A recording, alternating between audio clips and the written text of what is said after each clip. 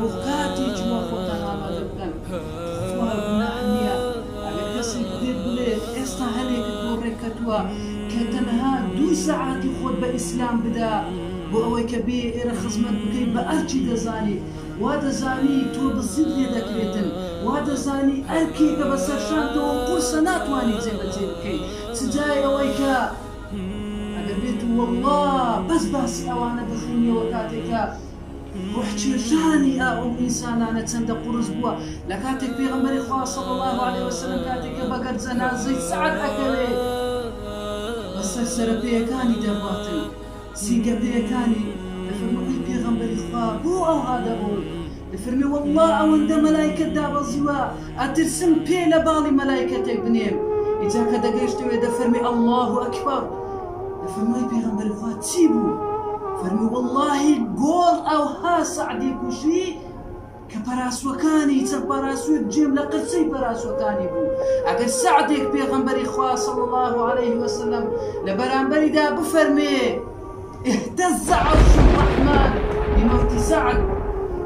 عرش خوای پەروەردگار بلەرزێ لەگەر سعد ئەی من و تۆ کە هەتا